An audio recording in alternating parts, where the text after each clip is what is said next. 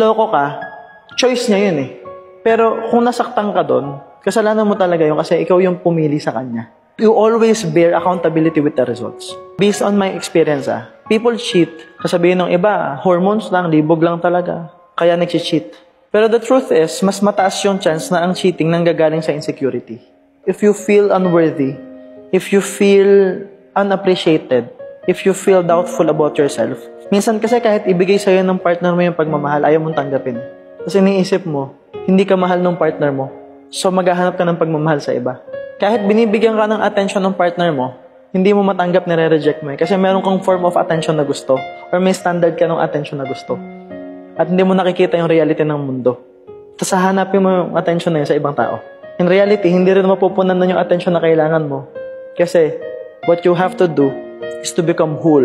Ikaw yung bubuo sa sarili mo, hindi ibang tao. Kahit magloko siya, kahit iwan ka niya, kahit ipagpalit ka niya, may tiwala ka sa sarili mo na kaya mo. Isa yan sa rason na gusto kong iparating sa inyo. Na kapag magjowa kayo, dapat may tiwala kayo sa sarili nyo, huwag lang sa taong mamahalin ninyo. Ibig sabihin nun, pag magjowa ka, okay. Kaya ko na. Na kahit magloko siya, kahit iwan niya ako, kahit mag-isa ako, kaya ko. It is because may tiwala ako sa sarili ko. Isa yan sa gusto kong iparating sa inyo. Kung magjowa kayo, you must have faith. Tiwala sa sarili ninyo.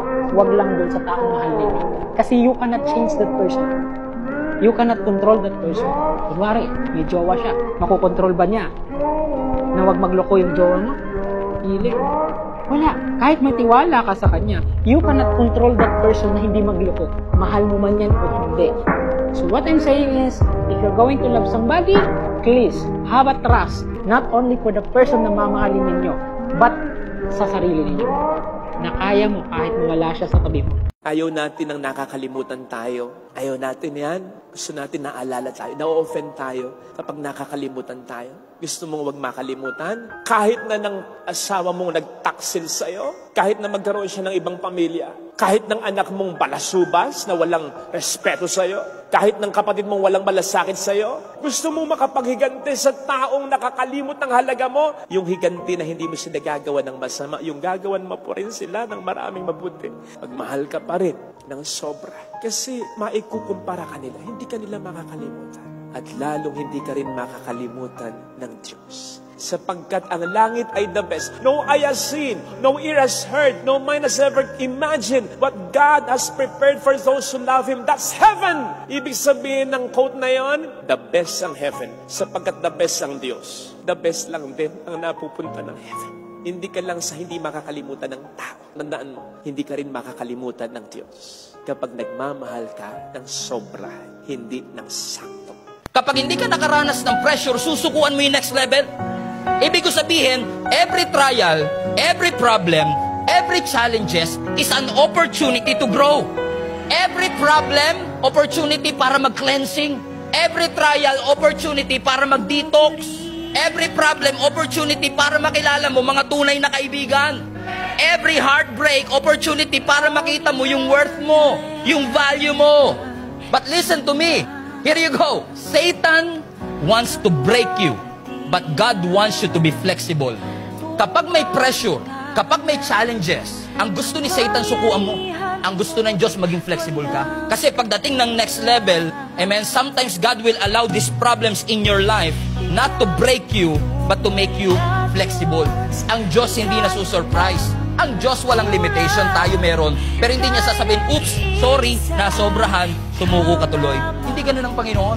Ang gusto niya maging flexible tayo. Si Satan ititempt ka, si Lord ititest ka. Ang temptations designed para pabagsakin ka, ang test designed para pumasa ka. Yes, your heart was broken. Yes, you are in pain. Yes, you cried a lot. But God will be glorified if you go through it and if you grow through it. Sino ba mag-glorify pag nalampasan natin ang problema? Di ba ang Panginoon? Para sabihin natin na, Lord, to you be all the glory. Kasi alam ko, kung ako lang, iniyakan ko nga eh. Nasaktan nga ako eh. Muntik na nga akong sumuko eh. Pero salamat, Panginoon, sinamahan mo kami sa kahit anong panahon. Weeping may endure for a night, but joy comes in the morning. Pansamantala lang. Pressure lang. Pero ang gusto ng Diyos, maging flexible ka. Pastor, what if I break? What if hindi ko nakayanan? Oo, gusto ko maging flexible ng Diyos, pero what if I break? Well, if you break, God can fix you. If you break, God wants you to be flexible, pero kung di mo kinaya, God can still fix you. God has the restoration power. God has the resurrection power. When you crash, God will build you up. Think about it, my friend. Wala kang takas eh. Kasi lagi mo kasama ang Panginoon. When the impossible situation calls, kung nakakaranas tayo ng sakit na walang makapagpagaling, kung tayo ay nalubog sa utang na hindi natin alam kung paano babayaran, anong magiging response mo? Faith or fear? Because your response matters. Kasi yung magkaroon ka ng faith sa komportabling sitwasyon, normal. Pero yung magkaroon ka ng faith sa crisis, magkaroon ka ng Christ sa crisis, yun ang hindi normal. Kahit maraming struggle and pressure sa ating buhay, may pangako ang Diyos na pwede ka pa rin mag-flourish in the midst of pressure, in the midst of heat.